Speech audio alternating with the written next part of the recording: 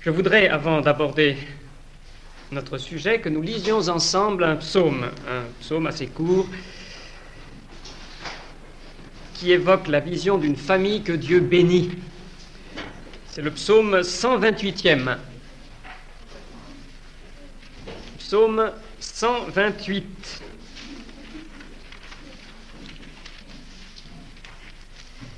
Qui est un cantique des montées, un des cantiques que chantaient les pèlerins qui montaient à Jérusalem.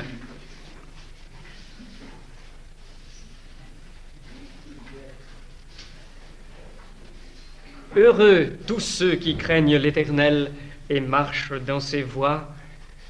Du labeur de tes mains tu profiteras, heure et bonheur pour toi. Ton épouse, une vigne fructueuse au fort de ta maison. Tes fils, des plants d'olivier alentour de la table. Voilà de quel bien sera béni l'homme qui craint l'Éternel. Que l'Éternel te bénisse de Sion. Puisses-tu voir Jérusalem dans le bonheur tous les jours de ta vie et voir les fils de tes fils. Paix sur Israël. Amen.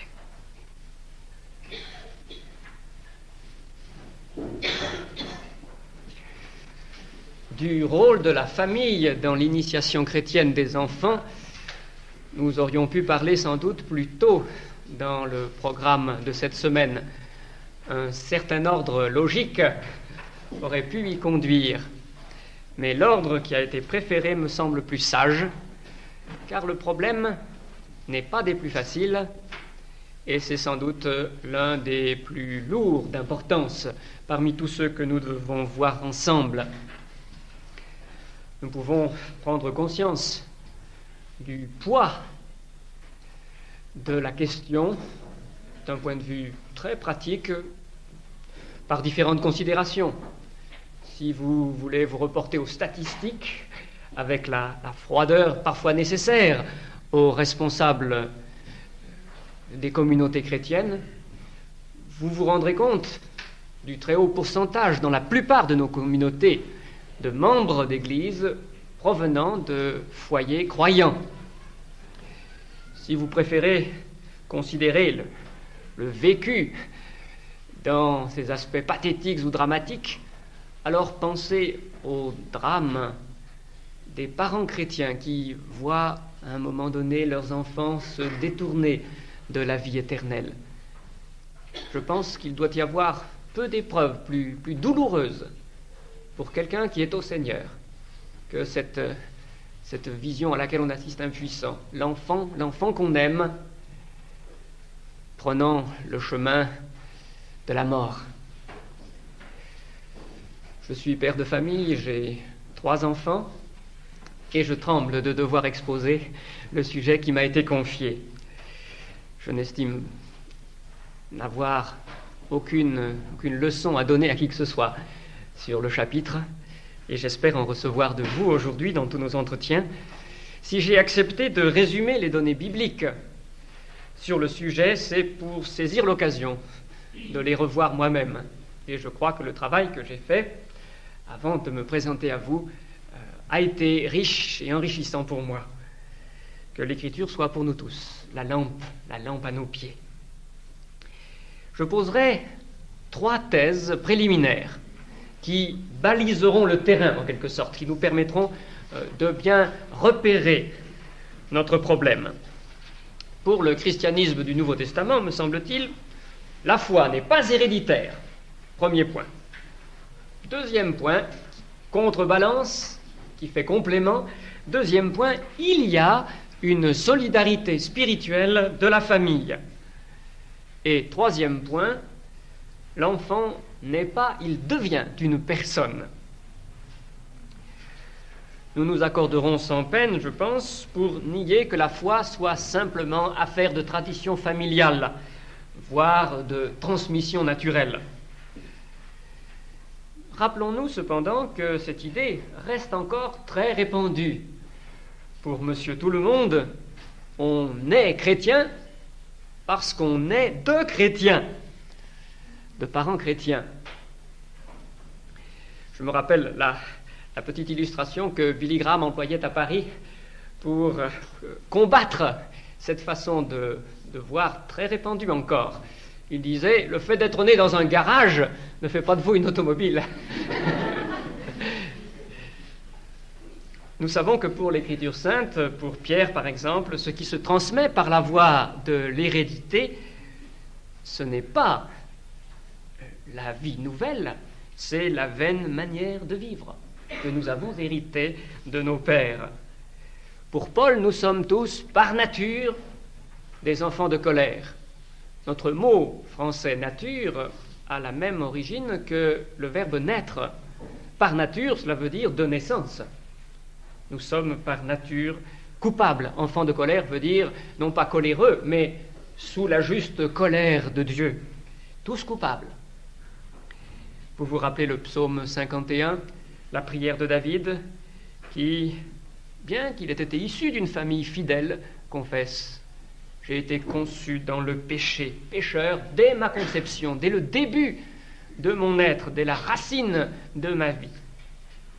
Et l'Évangile, selon saint Jean, contraste la naissance naturelle, ce qui est né de la chair est chair, et la naissance d'en haut, la naissance de nouveau, qui n'est pas une naissance par les voies de l'hérédité naturelle, pas par le mélange des sangs, dit le prologue de l'Évangile, mais qui est de Dieu, du miracle de l'Esprit. Et cet enfantement spirituel s'opère pour ceux qui ont reçu la parole. Elle s'opère, d'après Jacques, un texte parallèle, par la parole de vérité. Si c'est la parole de vérité que Dieu emploie pour faire naître de nouveau, il me semble qu'une activité responsable est impliquée du côté de la personne qui est l'objet du miracle. La foi ne se sépare pas dans le Nouveau Testament de la repentance. Or, la repentance est un acte réfléchi, conscient et volontaire. Il me semble que l'idée d'une foi inconsciente, séparée absolument de cette décision qu'est la repentance, n'a pas de place dans la vision courante, au moins, de l'Écriture sainte. Certains théologiens, cependant, ont tenté de soutenir un point de vue différent de celui que je vous propose. Ils ont été jusqu'à la notion d'une appartenance collective au royaume de Dieu. Le professeur Oscar Cullmann, que vous connaissez tous sans doute, qui a enseigné à Bâle et à Paris fort longtemps, c'est une sommité de la science néo-testamentaire contemporaine, et sans être strictement évangélique, c'est un homme relativement positif, conservateur. Le professeur Cullmann s'avance jusqu'à dire « L'admission dans le corps du Christ ne dépend donc pas d'une décision personnelle, c'est lui qui souligne, mais du fait que l'on est né de parents chrétiens, donc baptisés. » Je regrette de devoir reconnaître que le langage de Calvin glisse parfois aussi du même côté, son langage en tout cas. Au 4e livre de l'Institution, il déclare « Les petits-enfants appartiennent au corps de Christ. Ils sont comptés au peuple de Dieu et appartiennent au royaume des cieux, s'ils sont engendrés de chrétiens. La semence de la foi et de la pénitence ou repentance est plantée en eux par l'opération secrète du Saint-Esprit. » L'exégèse de Calvin, cependant, n'est pas toujours très facile dans ce 4e livre de l'Institution, car sa notion d'Église est une notion double, comme vous le savez, et même la notion de corps de Christ en est affectée. Il y a l'Église invisible qui est formée des seuls élus qui obtiendront la vie éternelle, et puis il y a l'Église visible qui comprend d'autres personnes aussi. Et lorsqu'il parle ici de corps de Christ, et même de royaume des cieux, il a peut-être en vue l'Église visible seulement, rigoureusement distinguée de l'Église invisible. L'exégèse de Calvin est délicate dans les chapitres en cause. Et ailleurs, en dehors des discussions du 4e livre, sa position me paraît beaucoup plus proche de celle que je vous dis croire biblique. Il souligne par exemple, une fois avec beaucoup de vigueur, qu'il n'y a absolument aucune base pour l'affirmation de certains que les enfants de chrétiens auraient une semence d'élection enracinée en leur cœur dès la nativité. Il en parle avec son style le plus vert, en disant ceux qui imaginent qu'ils ont je ne sais quelle semence d'élection enracinée en leur cœur dès la nativité. Et dans un autre passage que je donne en note, que je cite en note, lorsqu'il combat les arguments des pélagiens sur la question du péché originel, il montre très clairement que pour l'Écriture, la naissance selon la chair communique une nature charnelle et qu'il faut l'autre naissance pour que la vie éternelle passe aussi à l'enfant. La distance des deux naissances, la naissance charnelle et la naissance spirituelle, l'indépendance de la seconde à l'égard de la première, nous rappelle la liberté de Dieu dans les choix de sa grâce. Elle marque aussi la discontinuité de la première création à la nouvelle. Dieu ne sauve pas en revigorant seulement et en bénissant ce qui était. Il le recrée par une intervention libre de son esprit. Il ne peut pas y avoir de confusion entre les deux régimes. Il y a transformation si radicale qu'on doit à nouveau parler de création et dire nouvelle création. Les choses anciennes sont passées. Tout redevient nouveau parce que c'est à la racine que le Seigneur reprend toutes ces choses. Voilà pour la première thèse. Mais si nous déjouons le piège de droite, prenons garde à celui de gauche. Ne négligeons pas ce que l'Écriture révèle du souci familial de Dieu. La foi n'est pas affaire d'hérédité. Cependant, le Dieu biblique tient compte des liens qui font de la famille une communauté. Et ces liens ne sont pas seulement des liens biologiques, des liens sociaux, des liens économiques, juridiques. Ils ont aussi un caractère spirituel, une valeur spirituelle. La bénédiction de Dieu se plaît à les redoubler en quelque sorte, en associant les membres d'une même famille aussi dans le royaume. Si Dieu bénit de biens temporels les enfants de croyants, quand même ils ne sont pas ses élus, comme Ismaël, à cause d'Abraham, en règle habituelle, il laisse espérer même davantage. Pour Ismaël, Dieu a bien dit qu'il n'héritait pas de la promesse. Et pourtant, nous voyons quel soin très attentif Dieu a pris d'Ismaël. C'est un des traits qui me touche le plus peut-être dans toute l'histoire d'Abraham. La façon dont le Seigneur, qui pourtant n'a pas élu Ismaël, s'occupe de lui. Mais en règle générale, Dieu fait encore plus pour les enfants de croyants.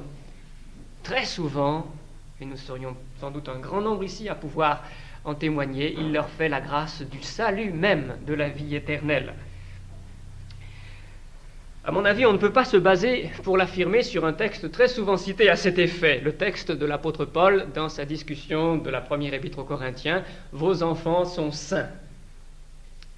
Je heurterai sans doute l'avis de certains d'entre vous, j'espère ne pas choquer quand même, si je dis que la sainteté dont Paul parle dans ce chapitre ne me semble pas la sainteté comme plus couramment dans l'Écriture, la sainteté d'un rapport de sanctification personnelle à Dieu, de consécration au Seigneur, mais la sainteté dans un sens que les rabbins évoquaient assez souvent, un sens juridique, rituel, la sainteté du mariage légitime aux yeux de Dieu.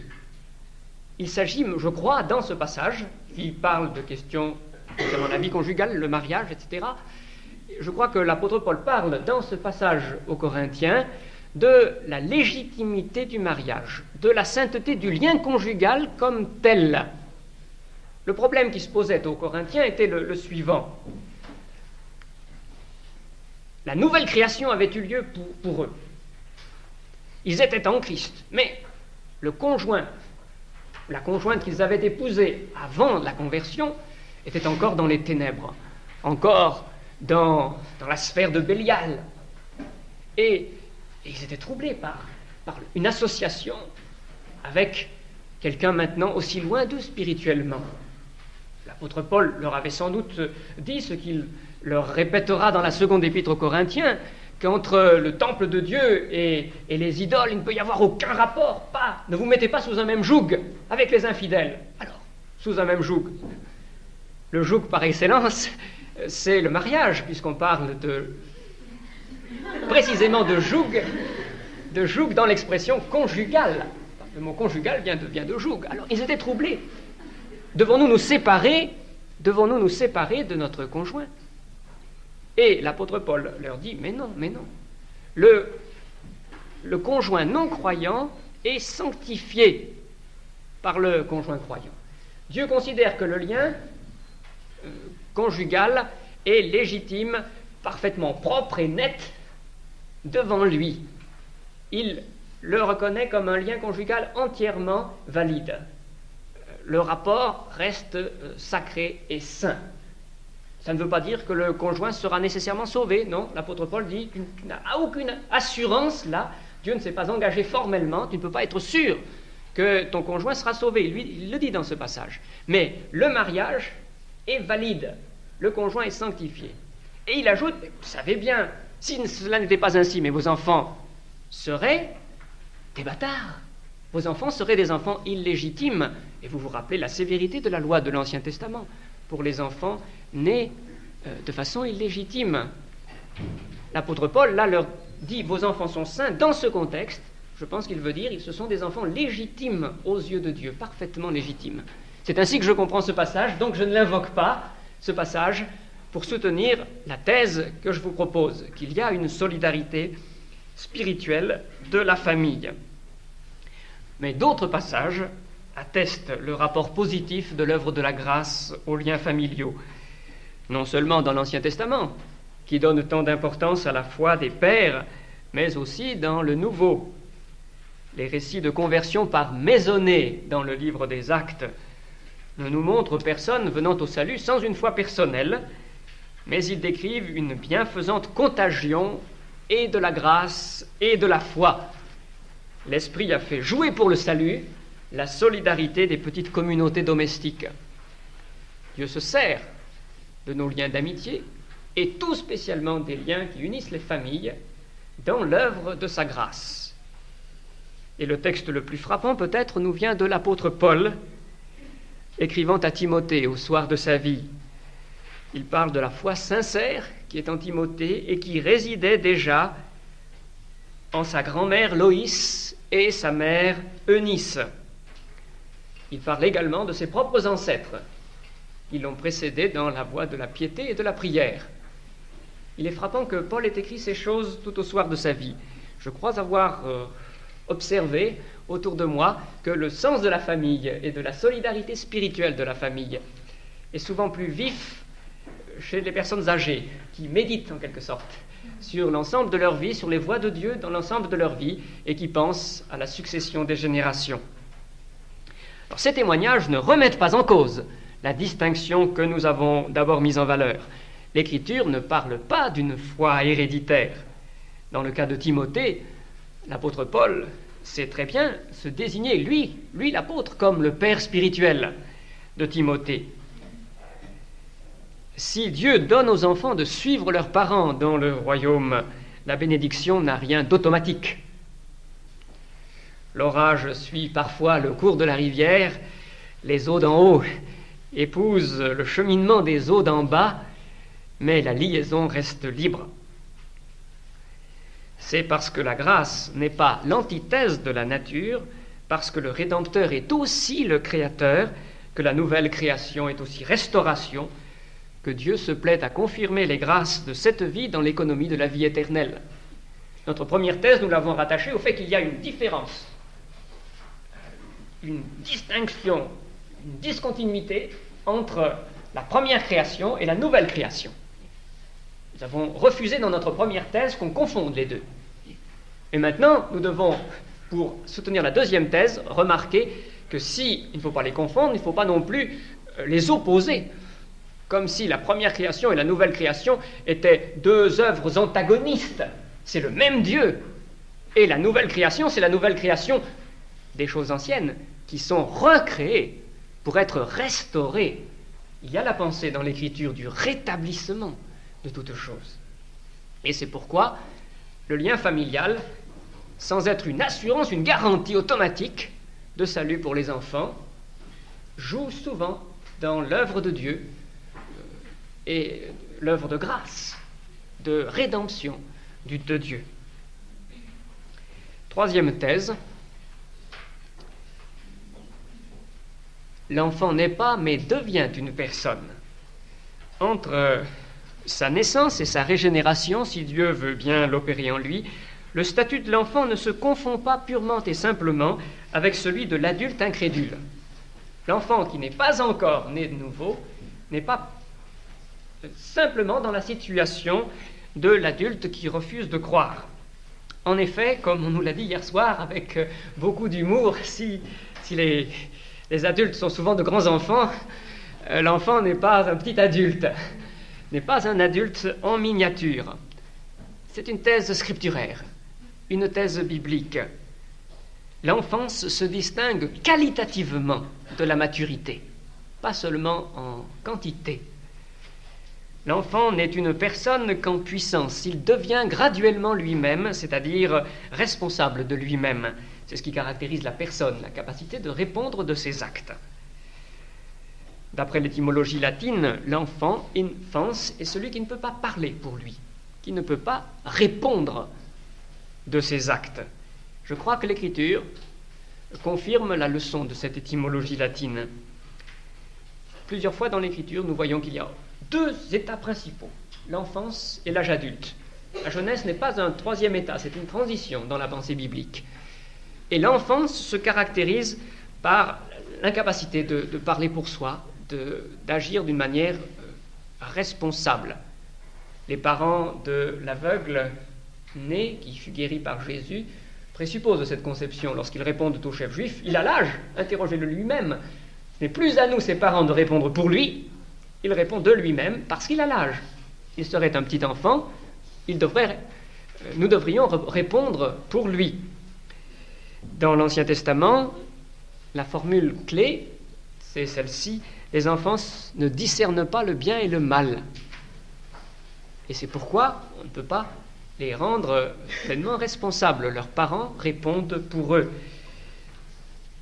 C'est l'interprétation qu'il faut aussi donner à la parole du livre de Jonas, souvent mal comprise, sur tous ceux qui à Ninive ne savent pas distinguer leur droite de leur gauche. Il ne s'agit pas de tous les Ninivites qui auraient été affligés d'un curieux défaut qui parfois se retrouve jusque chez des adultes aujourd'hui. La difficulté de savoir où est la droite, où est la gauche. Non, il ne s'agit pas de ça. Il s'agit d'une expression imagée pour le discernement du bien et du mal. Et Dieu a en vue l'immense population enfantine de l'agglomération de Ninive. Tous ces petits qui ne savent pas encore discerner droite et gauche, bien et mal. Et c'est d'eux tout spécialement qu'il a compassion. L'apôtre Paul, dans le Nouveau Testament, en nous avertissant de n'être pas comme des enfants emportés à tout vent de doctrine, nous montre de nouveau que l'enfant se caractérise par la plasticité de son esprit qui subit toutes les influences sans la capacité de discerner d'une manière responsable ce qui est bien et ce qui est mal. L'enfant dépend à tous égards de son entourage. Un spécialiste américain dit qu'il vit d'une vie commune plutôt que personnelle. L'entité familiale joue le rôle du « je » de cet enfant, ce « je » qui est encore en germe, encore inchoatif. La croissance est une conquête progressive d'autonomie, une autonomie bien sûr relative par rapport aux parents. Et les Juifs, vous le savez, plaçaient vers 12 ans le seuil de la responsabilité. C'est à ce moment-là que le jeune garçon devenait bar mitzvah, c'est-à-dire fils du commandement, obligé de répondre de ses actes.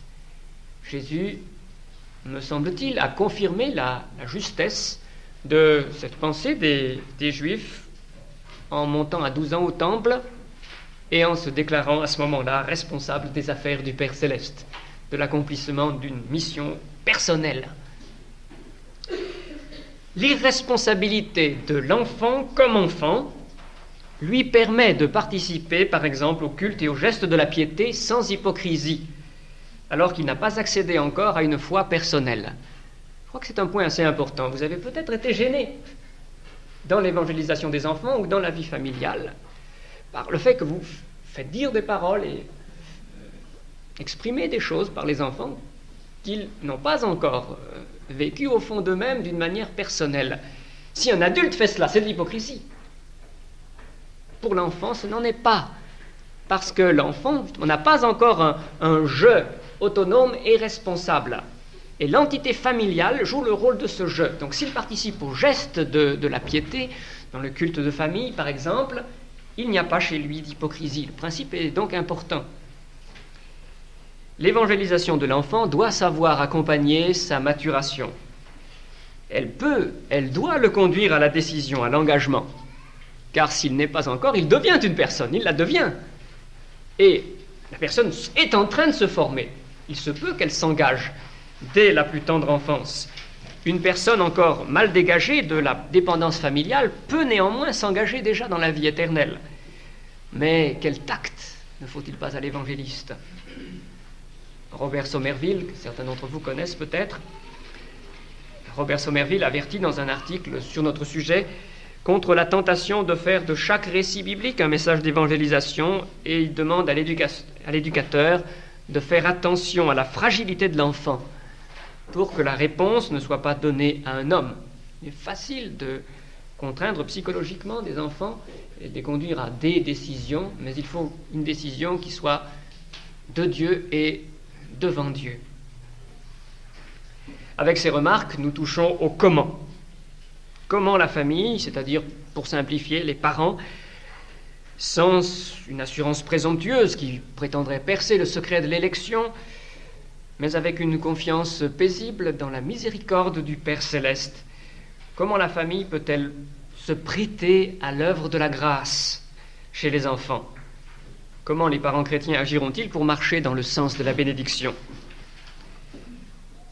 J'aurai 4 points principaux, en allant du plus direct au moins direct, ce qui ne veut pas dire le moins important. D'abord, l'enseignement de la Bible. La parole de la vérité est l'instrument de la régénération.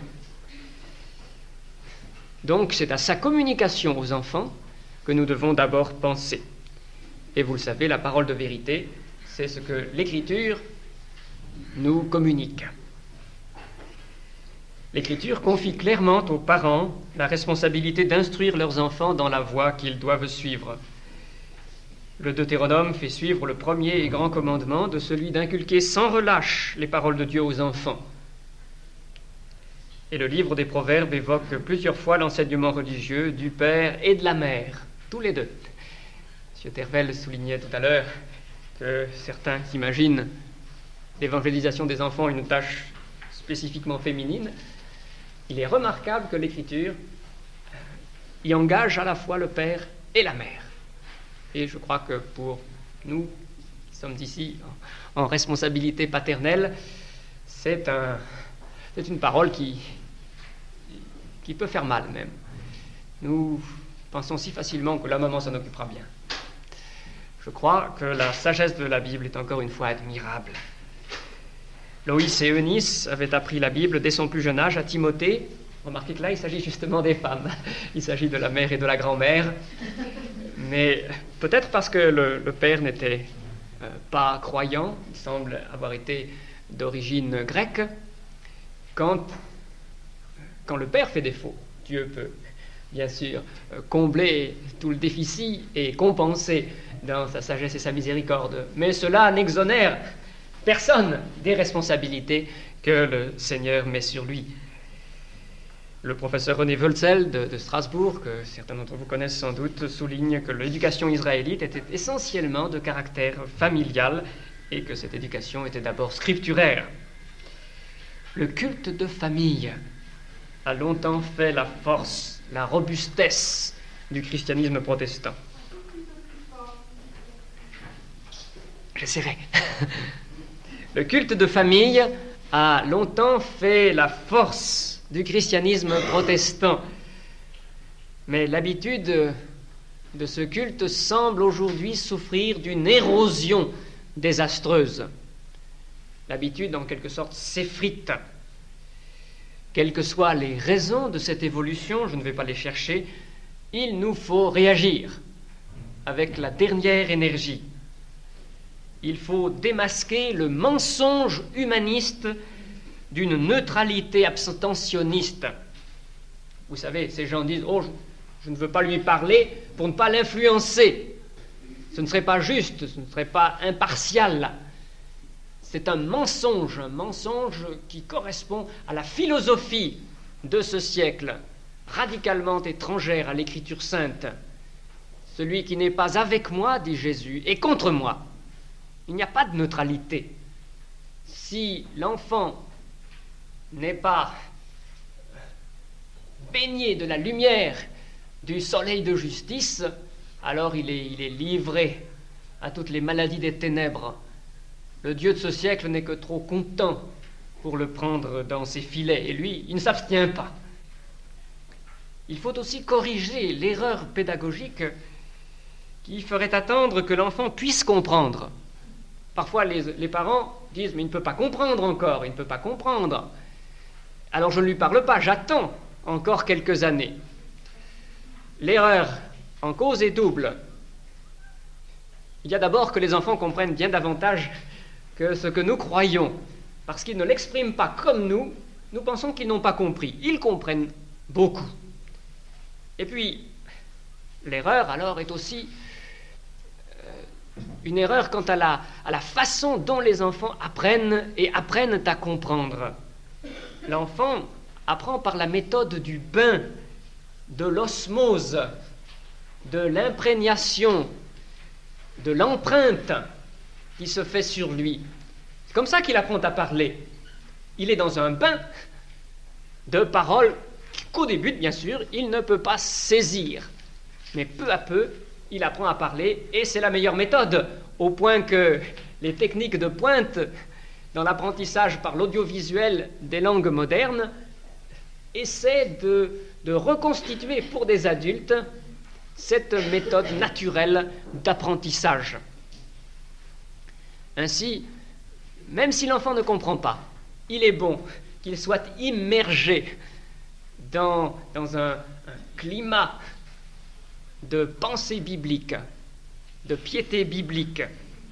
Alors bien sûr, cela n'interdit pas d'essayer d'adapter l'enseignement à son niveau. Et cela n'interdit pas de susciter son activité dans la réception du message, bien sûr. Tout cela est très recommandable. Et le même professeur Fölzel remarque avec finesse que dans la Bible, c'est l'enfant qui interroge. Quand ton fils te demandera, tu lui répondras. C'est l'enfant qui interroge. Il y a une activité de l'enfant qui est encouragée et qui est attendue. Nos catéchismes, souvent, font poser les questions par le maître, à charge de l'enfant de répondre. Ce n'est pas la méthode biblique. La méthode de nos catéchismes ressemble plutôt à celle de Socrate. Vous connaissez ce qu'on appelle la maïeutique de Socrate, qui tire par des questions la vérité de l'ignorant, qui par exemple fait démontrer un théorème de géométrie à un pauvre esclave analphabète.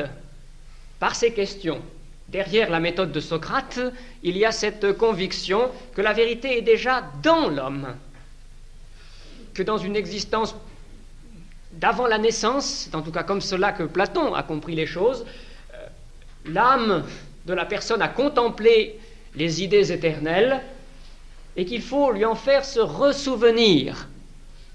Cette idée-là n'est pas du tout l'idée biblique des choses. La vérité n'y est pas. Il faut qu'elle y vienne.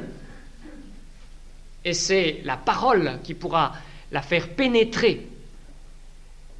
Donc il y a une opposition de théologie ou de philosophie à la base, la différence des deux méthodes.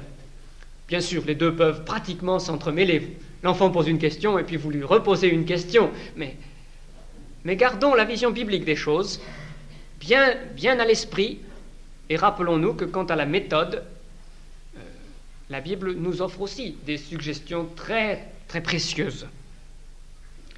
Pour susciter les questions de l'enfant, et pour compléter les réponses aussi, rien ne vaut le recours aux activités de toute l'Église. Il serait fou, le père, qui négligerait le secours que ses frères et sœurs en Christ les autres chrétiens de sa communauté lui prêtent pour l'éducation des enfants. L'initiation spirituelle des enfants, certes, est responsabilité des parents, mais aussi de toute la communauté. Et je dois dire que c'est pour moi une très grande paix que de savoir les autres membres de mon Église, son pasteur et plusieurs des responsables, de les savoir là, prêts à s'occuper aussi de mes enfants, prêts à pallier mes déficiences. C'est un très précieux secours. Et je ne comprends pas vraiment le père qui s'isole et qui se coupe de ce secours. Nul n'est une île et nul foyer n'est une île. École du dimanche, club, camp, ligue pour la lecture de la Bible, autant de moyens irremplaçables pour contrebalancer l'influence du milieu scolaire et social. Et là, un petit détail qui, je crois, est très important. Les enfants sentiront très bien quel prix les parents donnent à leur participation à ces activités. Il ne suffit pas d'envoyer les enfants à l'école du dimanche. Il faut encore que les enfants sentent, et ils sentent très bien, même sans parole, que pour les parents, que pour leurs parents, c'est quelque chose qui compte. Un mal incalculable peut être fait par une plaisanterie méprisante des parents sur l'école du dimanche ou des critiques inconsidérées des activités de l'Église. Je crois que, je l'ai vu, dans certaines familles, si les enfants se détournent à l'adolescence du christianisme biblique, c'est parce qu'ils ont entendu tout au long de leur enfance, au retour du culte sans doute, et peut-être à d'autres moments dans la semaine, leurs parents passer au crible les attitudes de tous les participants du culte, les sermons du pasteur, en retenant au rebours du conseil de Paul, de l'ordre de Paul, ce qui est mauvais, au lieu de retenir ce qui était bon. Je crois que ça fait un mal terrible, terrible aux enfants. Chacun a vu aussi des éducations trop pieuses produire l'inverse de ce qu'on cherchait. Est-ce toujours la faute des parents? Je n'ose absolument pas le dire. Je crois qu'il nous faut nous abstenir de tout jugement lorsque nous voyons des enfants se détourner de la foi. Nous n'avons jamais le droit de dire « c'est que les parents n'ont pas su, etc. » Non, nous n'avons pas le droit. Trop de facteurs entrent en jeu, le mystère de la volonté divine est en cause, nous ne pouvons pas. Mais il semble quand même que certains exemples nous soient des avertissements. Il y a un urticaire du gavage spirituel, dit toujours ce professeur Völzel. Et la sagesse de saint Augustin n'est pas superflue. Il importe plus de parler à Dieu de l'enfant que de parler de Dieu à l'enfant. Saint Augustin n'exclut pas l'enseignement de l'enfant, parler de Dieu à l'enfant, mais il dit très justement, il importe plus de parler à Dieu de l'enfant. L'excès quantitatif n'est d'ailleurs pas le plus grave. Ce n'est pas le piège le plus dangereux en cette affaire. Ce qui est beaucoup plus grave, c'est que les parents risquent d'obscurcir et de tordre l'Évangile au moment même où ils croient l'enseigner, et de terribles échecs peuvent s'en suivre. Très souvent, nous tombons, parents chrétiens, dans une religion de marchandage. Si tu es bien sage, tu iras au ciel. Et le légalisme empoisonne souvent l'éducation chrétienne dans la famille. L'enfant comprend que la vie chrétienne consiste en règles à suivre, en expériences à produire, et la foi elle-même fait figure d'une œuvre supplémentaire. Pourquoi? Ce n'est pas toujours, peut-être même pas le plus souvent, parce que la piété des parents serait elle-même légaliste, et qu'eux-mêmes n'auraient pas compris la liberté de l'Évangile. Je ne crois pas que ce soit toujours la raison de cette distorsion de l'Évangile. Je crois que souvent les parents tombent dans ce piège parce qu'avec l'enseignement de l'Évangile, ils ont aussi à donner à l'enfant son éducation morale et qu'il leur faut exercer la discipline, qu'il leur faut obtenir la sagesse de l'enfant, qu'il leur faut punir ses fautes et récompenser son obéissance. Et nous passons alors au second point, l'exercice de la discipline. Je distingue ce second point, mais sans le séparer du premier, car la religion biblique est tout entière une religion éthique qui concerne la conduite. La faute, pour la Bible, c'est à la fois l'atteinte à la sainteté qui convient dans la présence de Dieu et l'entorse à la norme morale, l'écart de conduite, si vous voulez. Néanmoins, il faut distinguer de l'instruction biblique directe l'éducation au sens large, c'est-à-dire l'inculcation de principes et d'habitudes du bien et du savoir-vivre. Il y a deux niveaux, je crois, dans l'éducation. Et il faut que les enfants soient conscients de la dualité de ces niveaux. Il y a les exigences absolues, et puis il y a les coutumes acceptées que l'enfant doit bien apprendre, qu'il doit respecter aussi, mais qui n'ont pas le même caractère que les exigences premières et fondées bibliquement. L'Écriture exige des parents qu'ils disciplinent leurs enfants. Les épîtres le leur rappellent, nous l'avons vu encore ce matin, et l'autorité des parents qui établit le 5e commandement, le premier avec une promesse, a cette fin. Et les chrétiens ne peuvent pas se laisser séduire par les beaux discours de l'éducation nouvelle qu'on a très bien caractérisé comme une pédagogie de l'immanence. Cette éducation nouvelle qui veut simplement laisser l'enfant s'exprimer correspond foncièrement à un refus du Seigneur, de celui qui est au-dessus.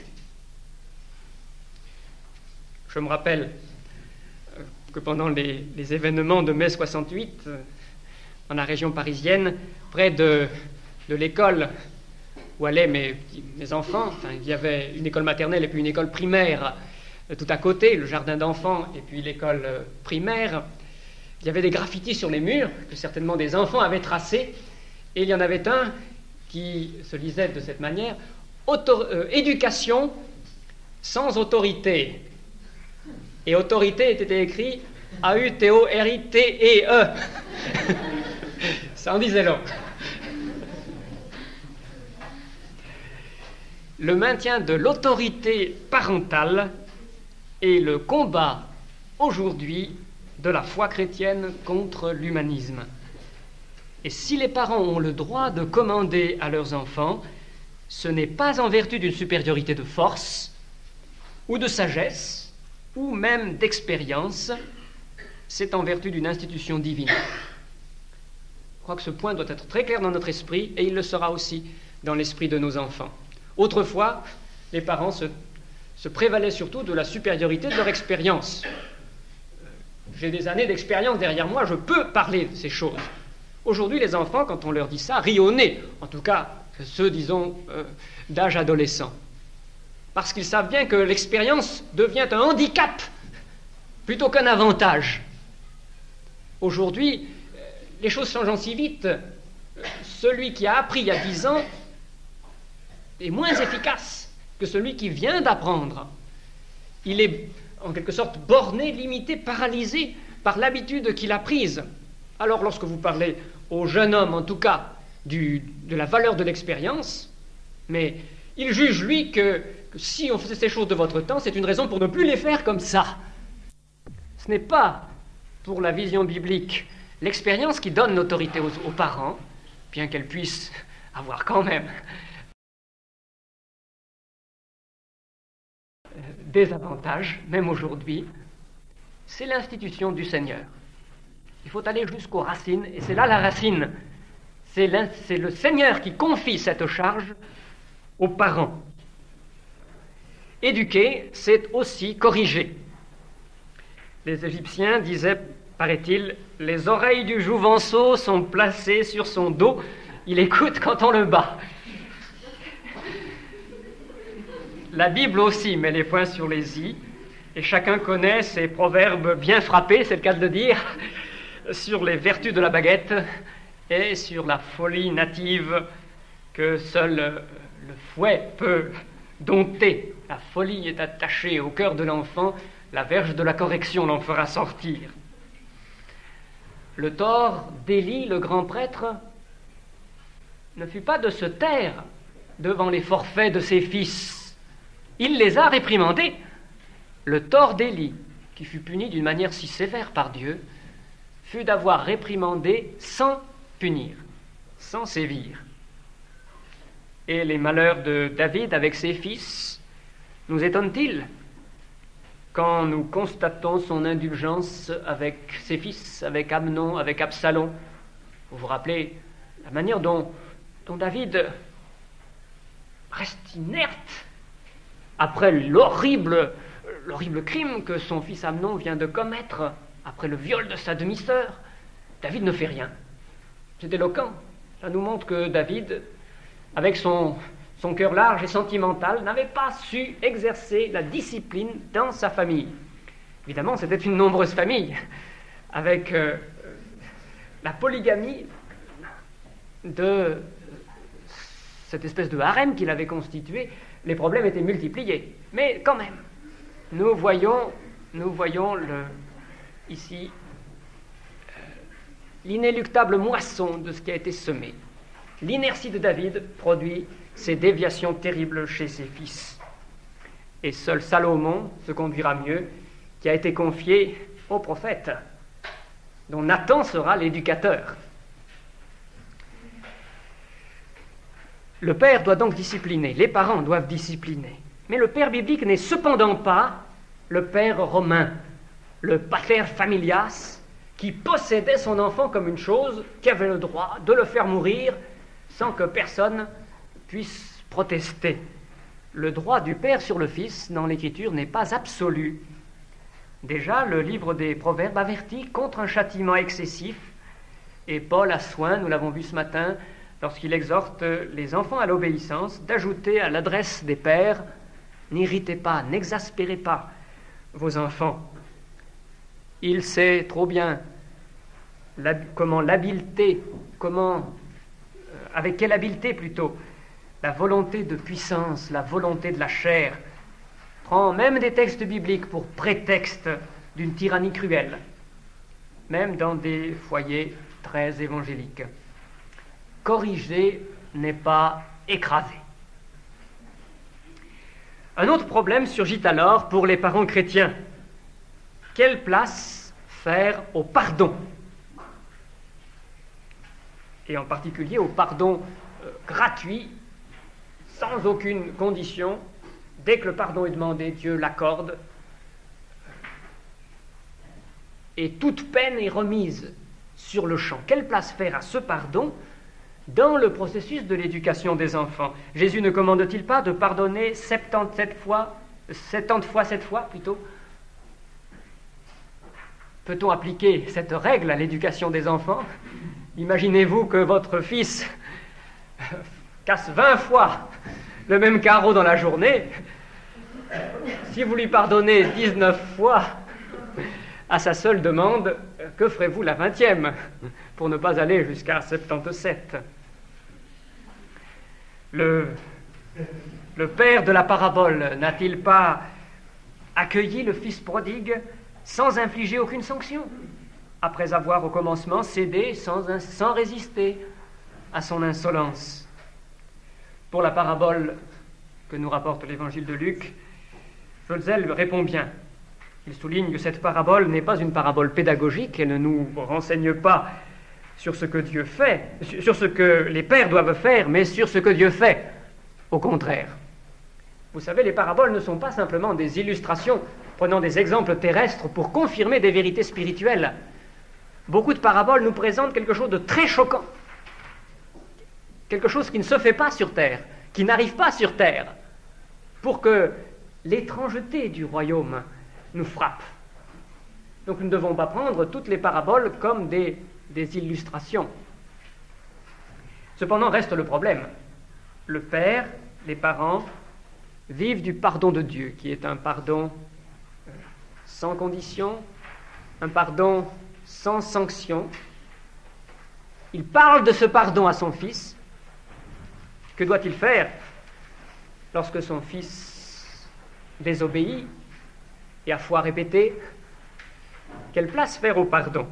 Il semble qu'il soit impossible pour lui de ne pas faire une place à ce pardon, et en même temps qu'il ne peut pas l'accorder avec la libéralité de Dieu même dans l'économie de sa grâce. Il semble qu'il y ait comme un mélange et un dosage qu'il faut réaliser avec doigté dans l'éducation de l'enfant.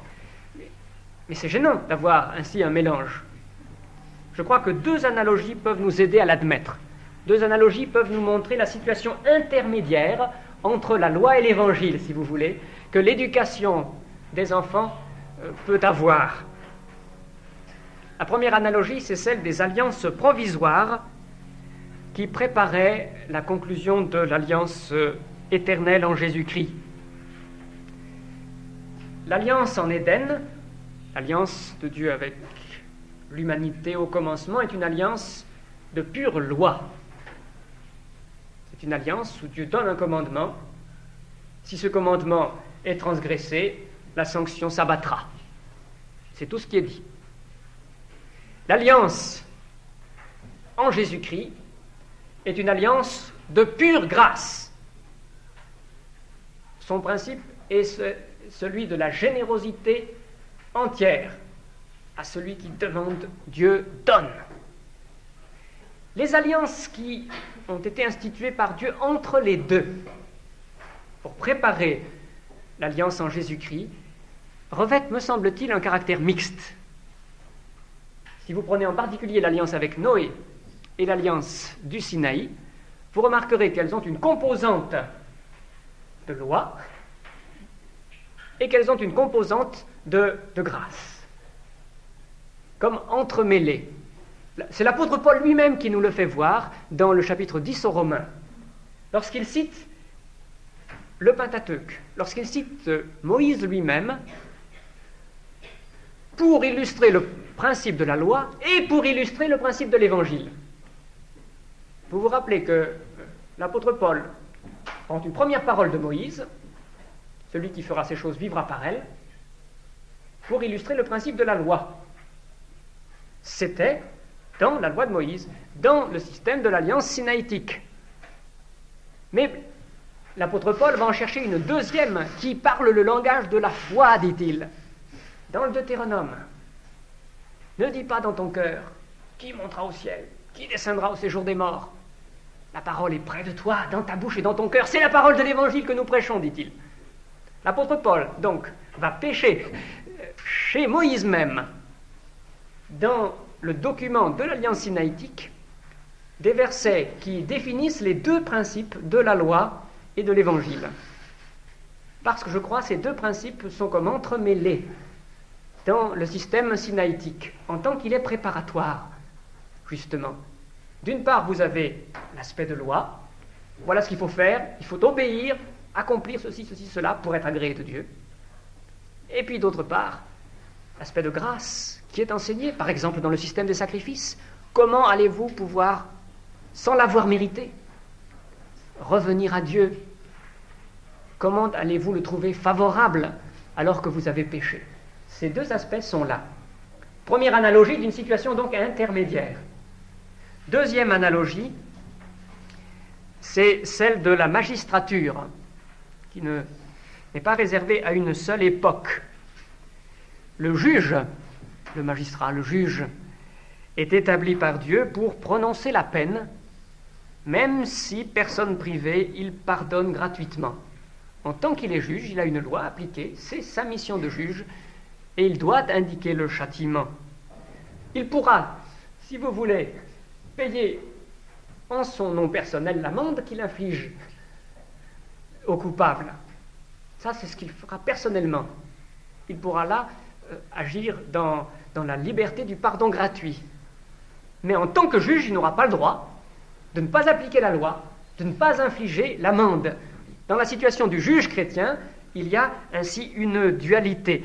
Si vous voulez, il pardonne à son frère, mais il doit administrer la justice pour le ressortissant de sa circonscription juridique. Eh bien, je dirais que c'est un peu comme ça dans la famille, un petit peu comme ça. Le père est un peu le juge de la micro-société familiale, et il pardonne à son frère, mais il doit corriger son fils. Alors bien sûr, la loi de l'État n'est pas la loi de l'institution familiale. La famille, qui circonscrit la personne dans ses relations fondamentales, a une fin beaucoup plus haute que l'État. Elle s'accomplit dans une communion d'amour, et la ressource du pardon ne peut pas lui être étrangère, comme elle est étrangère au juge, à l'État. Le père ne porte pas le glaive, même s'il doit user de la baguette. Et le châtiment lui-même peut être, dans la vie d'une famille, perçu comme l'expression d'un amour indéfectible. Il faut que l'enfant sache que s'il est battu, ce n'est pas qu'il est moins aimé, mais bien plutôt davantage. Arnold de Graaf raconte une petite histoire qui montre qu'une enfant au moins l'avait compris. Cela. Une personne gardait une petite fille et puis elle fait une bêtise, et alors la personne de garde dit « Qu'est-ce qu'elle va dire ta maman si elle sait que tu as fait ça ?» Et la petite fille répond « Elle n'aimera pas ça, mais elle m'aimera toujours. » C'est bien ce que nos enfants doivent comprendre. Troisième voie, l'exemple de la vie. Bien des maladresses, bien des erreurs seront oubliées si la vie des parents prêche l'Évangile. Plus que tout ce qu'ils font pour enseigner la Bible, compte ce qu'ils sont dans leur christianisme quotidien. Cette vérité est rebattue, mais nous avons toujours besoin de la réentendre. Et Salomon, dans toute sa sagesse, n'y a pas été assez attentif. Professeur de pédagogie, il a donné à ses fils l'exemple du compromis. Il a accepté que sa femme égyptienne bâtisse des autels sur les hauts lieux de Jérusalem. Et cet exemple a marqué plus fort sur Roboam que les sentences si bien tournées du livre des Proverbes. Les enfants paraissent avoir un sixième sens pour détecter toutes les inconséquences de leurs parents, même quand les parents essaient de les masquer. Logique comme seul le permet la naïveté, ils ne savent pas encore fermer les yeux, faire la part des choses. Les adultes savent qu'entre ce que les gens disent et ce qu'ils font, il faut toujours laisser une marge, qu'il faut tenir compte des circonstances, etc., etc. Pas les enfants. Alors ils sont impitoyables dans la rigueur de leur logique. Je garde un souvenir terrible d'un cas de cure d'âme, la confidence d'un fils de pasteur me disant la blessure qui était encore douloureuse pour cet homme à plus de 40 ans que lui avait faite dans son enfance le mensonge de son père. Un petit mensonge, je crois. Mais la blessure saignait encore. Je crois que je n'ai pas besoin d'insister. Nous savons bien la théorie de ces choses. Mais j'évoquerai seulement quelques traits de la vie quotidienne qui me paraissent particulièrement importants. Les enfants ont besoin de voir la différence que fait l'Évangile. Ils souffriront peut-être des sacrifices qu'elle entraînera, cette différence. Ils se plaindront peut-être de ce qu'ils ne peuvent pas avoir une voiture aussi belle que les voisins parce que les parents donnent omission, etc. Ils se plaindront peut-être, mais ils sauront bien, au fond d'eux-mêmes, que les pertes consenties pour gagner Christ témoignent du prix de sa connaissance. Quand on refuse de rien payer pour quelque chose, c'est qu'on n'y accorde pas beaucoup de prix. Et ils le savent bien. Une foi fade sera un exemple finalement négatif pour eux. Il ne faut pas avoir peur d'une piété mordante. Rien ne remplace le sentiment de la présence de Dieu. Le second point que je veux souligner. L'un des plus grands obstacles dans le chemin de la foi pour nos contemporains sécularisés, c'est le sentiment d'irréalité qui s'attache pour eux à toute parole sur Dieu. Dieu, mais c'est finalement plus qu'un rêve pour eux. Une chimère dont se bercent quelques-uns, de toute façon, un idéal très lointain. Ce n'est pas réel, c'est loin de la vie.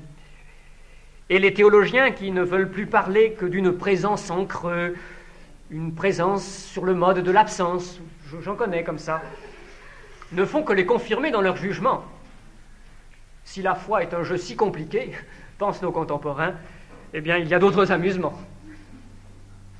Alors le foyer chrétien doit vivre en la présence du Seigneur. Coram Deo, comme disaient les réformateurs. Vous connaissez le petit texte qui orne les murs de pas mal de maisons chrétiennes. Christ est le chef de cette maison, hôte, silencieux de chaque repas, auditeur silencieux de chaque conversation. Il doit être présent. Et on a pu remarquer d'ailleurs qu'il ne faut pas qu'il soit trop silencieux et trop invisible. Sa présence doit se voir et sa parole doit être entendue. Enfin, les parents ne doivent pas cacher qu'ils vivent eux aussi, eux d'abord, du pardon de Dieu. L'autorité que Dieu leur a donnée dans le foyer, leur rôle d'administrateur de la justice et la tendance des enfants à idéaliser leurs parents peuvent faire entrer les parents en tentation. Les parents peuvent chercher à offrir à leurs enfants une image de perfection, presque d'infaillibilité. Et c'est justement parce que leurs enfants ne se rendent pas compte que les parents trébuchent, qu'ils tombent aussi, et qu'ils ont besoin du pardon de Dieu renouvelé, que l'évangile qu'ils reçoivent n'est plus qu'un évangile légaliste, qui n'est pas l'évangile. Avec le pardon se renouvelle la liberté, et les enfants savent bien si leurs parents sont libres ou s'ils ne le sont pas. Il n'y a rien que les parents puissent faire au-delà de l'association de la vie à la parole, car nous avons déjà mentionné la prière. Pourtant, j'ai un quatrième point, une quatrième voie à vous proposer, un quatrième comment de l'utilisation des parents par la grâce de Dieu. Jusqu'ici, en effet, nous avons pensé à l'effet sur la conscience des enfants de la vie des parents, à l'effet qui se tire par une sorte de raisonnement. Les enfants voient leurs parents et concluent que. Mais il faut encore considérer l'impression inconsciente pour les parents comme pour les enfants d'ailleurs. La psychologie moderne, surtout freudienne, tend à faire du sentiment religieux une altération du sentiment filial. Le premier sentiment, c'est celui qui unit l'enfant à ses parents, et le sentiment religieux, en quelque sorte, est une excroissance qui dérive de ce rapport premier. L'image du père, telle qu'elle se forme en particulier dans le conflit oedipien, constitue pour Freud à la fois l'origine et le noyau de la croyance en Dieu. Dans un numéro récent de la revue dominicaine Lumière et Vie, tout entier consacré à ce problème, sous le titre général « Refus du Père et paternité de Dieu », un spécialiste résume ainsi la thèse freudienne. Je n'ai pas le temps de l'expliquer en détail, alors je vous donne cette citation très dense. L'homme projette hors de lui, sans les reconnaître désormais pour les traits de son désir, les attributs paternels de toute puissance et d'immortalité, et il s'en fabrique une figure du Père absolutisée, du Père devenu Dieu, Dieu Père. Il n'est plus isolé dans sa culpabilité puisqu'il se sent confronté à un Père qui peut réclamer vengeance et le punir, mais dispose par le fait même du pardon et de la réconciliation. La projection, toute inconsciente, assure la réalisation du désir, elle remédie à la nostalgie et elle apaise l'angoisse de culpabilité. Toutes ces acquisitions ne sont au demeurant qu'une illusion, satisfaction quasi hallucinatoire du désir, sans appui constatable dans la réalité qui se voit déformée chimériquement. Jusqu'ici la citation.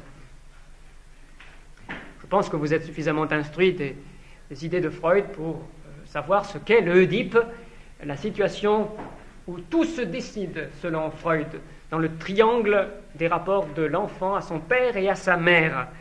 Selon Freud, tout jeune enfant désire érotiquement sa mère et veut prendre la place du père, désire faire mourir son père pour prendre sa place. C'est pourquoi, dit-il, la tragédie de Sophocle, Oedipe roi, nous émeut tant aujourd'hui encore, parce que nous y voyons sur la scène ce que tout petit enfant nous avons nous-mêmes désiré. Et cette situation oedipienne, comme il l'appelle, en souvenir donc de l'Oedipe antique, est l'origine de toute la morale et de toute la religion, selon Freud. Il l'exprime avec une entière netteté. C'est parce que l'enfant, à la fois, s'identifie à son père pour prendre sa place et désire le faire mourir, que le sentiment de culpabilité s'enracine en lui, qu'il connaît une angoisse plus profonde que tous les raisonnements qu'il peut former, et c'est cela le sentiment du péché, selon Freud. La figure de la mère ne se sépare pas non plus dans cette situation de celle du père. Les rapports sont complexes, je ne vais pas essayer de les débrouiller, je n'en suis guère capable d'ailleurs, mais il faut savoir que père et mère sont ensemble dans cette situation oedipienne. Le terrain de discussion psychanalytique est un terrain miné pour quelqu'un qui est profane en la matière, comme moi. Il me semble cependant que le chrétien évangélique ne peut pas se contenter d'une réinterprétation comme celle que Paul Ricoeur, le philosophe protestant, propose. Il essaie de traiter l'image du Père, mise à la place de Dieu, comme un symbole de l'être vers lequel nous devons aller, avec lequel nous devons nous réconcilier.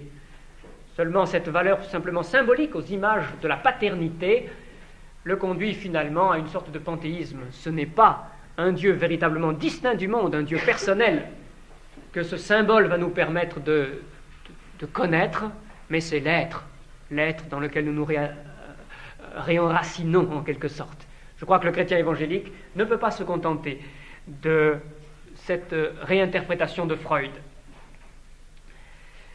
Un théologien catholique, Henri Bourgeois, nous paraît sur une meilleure voie quand il montre qu'il y a, dès avant l'activité de projection de l'image paternelle, quelque chose de bien plus fondamental encore, le besoin de l'absolu, le sens de Dieu au fond, qui est dans le cœur de tout homme, l'affirmation spirituelle de l'absolu.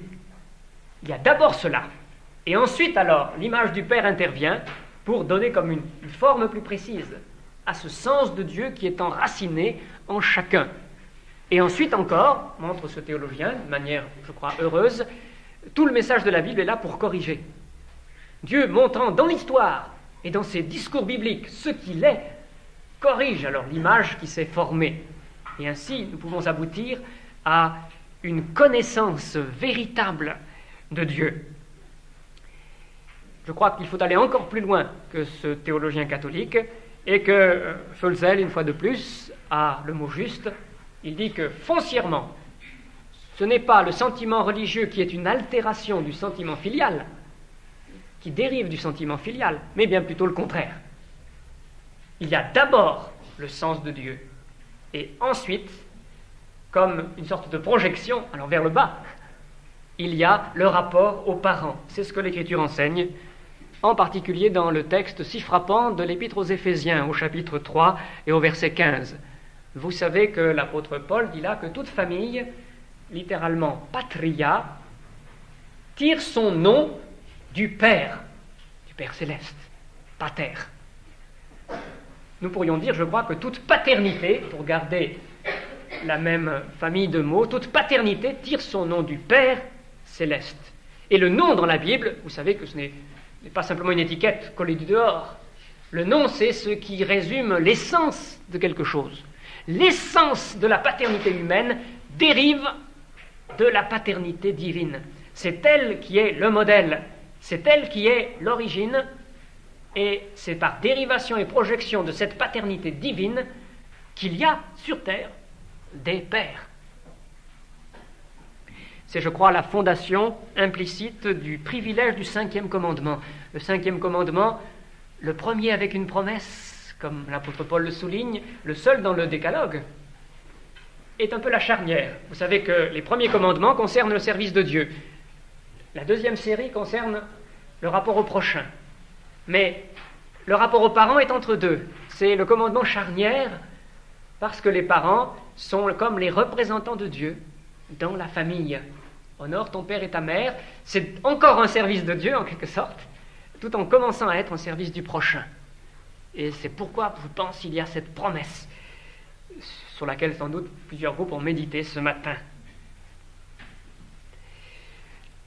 Finalement, ce n'est pas la paternité humaine qui est l'original et la paternité divine une image qui en dériverait de façon illusoire d'ailleurs et même presque hallucinatoire, c'est la paternité divine éternelle, comme le confesse le dogme trinitaire, la paternité divine qui est la première, et la paternité humaine qui, par création de Dieu, par institution du Seigneur, la reflète sur terre. On peut critiquer la thèse freudienne, je n'essaie pas d'entrer dans cette discussion. Je souligne simplement que tout ce qu'il dit de la situation oedipienne, de cette tendance de l'enfant, etc., se situe dans une situation de péché. Et que nous ne pouvons pas le prendre tel quel, comme quelque chose de simplement naturel. C'est parce que l'enfant est coupé de Dieu, nous sommes par nature enfants de colère, qu'il réagit comme il réagit. Et ainsi, ne nous laissons pas prendre au piège de dire, bon, bien ça c'est l'inévitable, c'est le naturel de la situation humaine. Il nous est difficile de penser à ce que serait le rapport aux parents sans le péché. Mais reconnaissons que le péché y est et qu'il est efficace dans la situation de l'enfant même. Mais si l'image paternelle que la mère contribue à façonner, la façon dont la mère voit le père, compte beaucoup pour le fils ou la fille, si l'image paternelle n'est pas à l'origine de la croyance et de l'image de Dieu, si elle présuppose le sens de Dieu, il reste qu'elle influence chez l'enfant et chez l'adulte qu'il sera la représentation de Dieu. Puisque la paternité créée tire son nom de la paternité divine, elle aide à se la représenter. C'est pour cela même que Dieu l'a instituée, comme un reflet de la sienne. Dans la même revue dominicaine dont je parlais tout à l'heure, le docteur Michel Gillet achève la revue de plusieurs cas plus ou moins pathologiques qu'il a eus dans sa clientèle par ces mots: « Aussi scandaleux que cela paraisse, il faut bien conclure que Dieu chemine dans nos vies avec les vêtements de papa. Or, ça ne l'empêche pas d'être Dieu. » Je crois qu'en un sens, il a raison. Il est bien vrai que la vision que nous avons eue chacun de notre Père au cours de notre enfance influe d'une certaine manière sur notre façon de voir notre Dieu. Certes, nous maintenons que le Dieu réel confirme ou réforme librement et très efficacement les représentations spontanées formées sur la base de l'expérience enfantine du Père terrestre, par son auto-révélation dans l'histoire, dans la parole biblique, par ses interventions dans la vie personnelle. Dieu corrige ce que nous avons mal conçu de lui parce que nous l'avons pensé trop à l'image de notre Père humain. Dieu n'est pas un Dieu inerte qui se laisse simplement représenter par nous et puis c'est tout. Il agit. Et lorsque nous le concevons de travers, en quelque sorte, il nous corrige, il nous montre qu'il n'est pas comme nous l'avons mal vu. Mais il n'empêche qu'il y a un rôle, qu'il y a une influence. L'image paternelle laissera toujours des traces et selon sa fidélité au vrai modèle divin, elle facilitera l'accès de l'enfant à la vérité ou lui fera obstacle. Si elle fait obstacle, Dieu pourra renverser cet obstacle. Il le fait heureusement et souvent. Dieu sait toujours corriger, mais il reste que si l'image paternelle est plus proche de celle qu'elle doit être, et plus proche de celle qu'elle doit refléter surtout, elle pourra servir au dessein de Dieu. Et Jésus, en usant paraboliquement de la paternité d'ici-bas, si vous, méchants comme vous l'êtes, vous savez donner de bonnes choses à vos enfants, et l'auteur aux Hébreux à sa suite montre que le souvenir d'un Père juste et bon peut aider à la reconnaissance du vrai Dieu.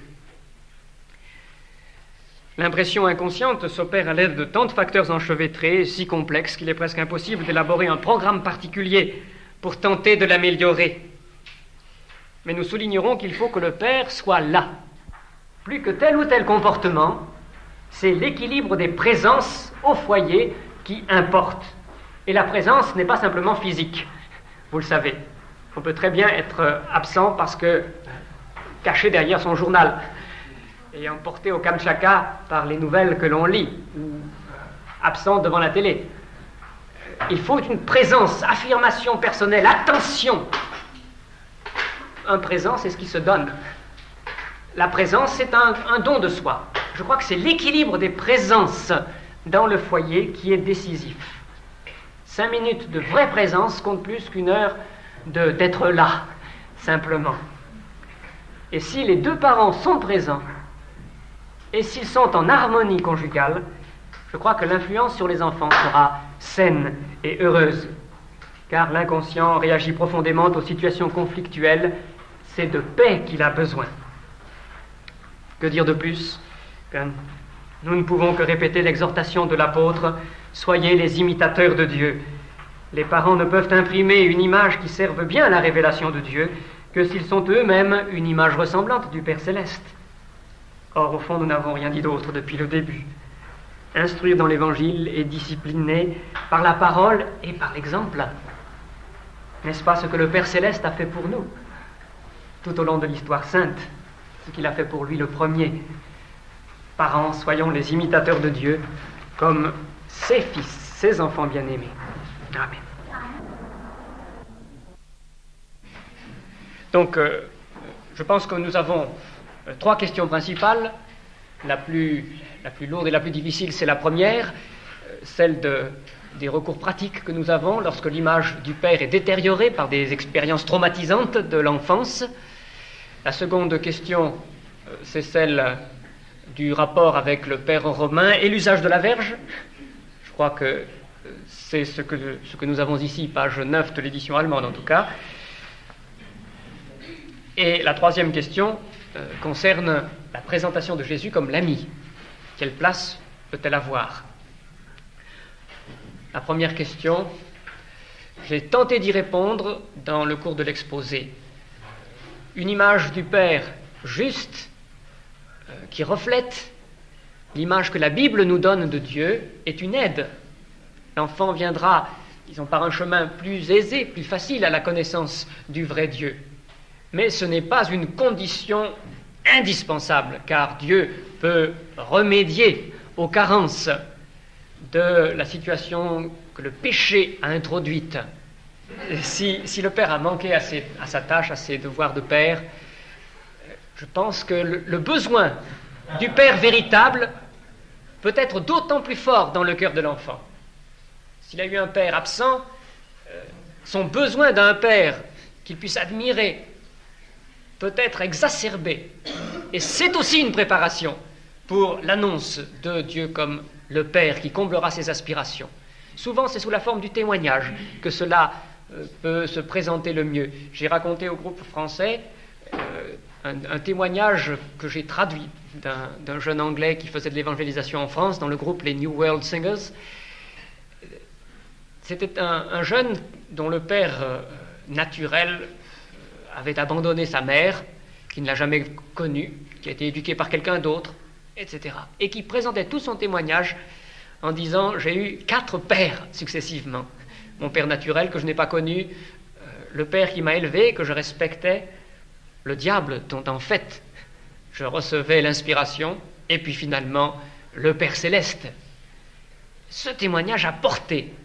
Et je crois que pour des jeunes qui ont été traumatisés par un père inadéquat, le témoignage de jeunes qui ont été dans le même cas et qui ont eu cette vision du Père réformée par la connaissance du Dieu biblique peut être très utile. C'est ce que je dirais en réponse à la première question. C'est très insuffisant, je m'en rends compte, mais la question est vraiment difficile. Il faut des interventions plus spéciales encore de Dieu dans la vie des jeunes qui ont été ainsi privés d'un Père comme ils pouvaient l'espérer. Le grand contraste entre le Père biblique et le Père romain me semble être la subordination du Père biblique au Père céleste. Il en est mutatis mutandis, il en est avec transposition, comme de la situation maître-serviteur dans le même chapitre 6 aux Éphésiens. Le maître doit d'abord se rappeler qu'il a, lui, un maître qui jugera ses actes. la responsabilité qu'il a, le pouvoir qu'il a, ne sont pas absolus. Il est lui-même responsable à l'égard d'une instance plus haute. C'est la situation fondamentale de l'homme.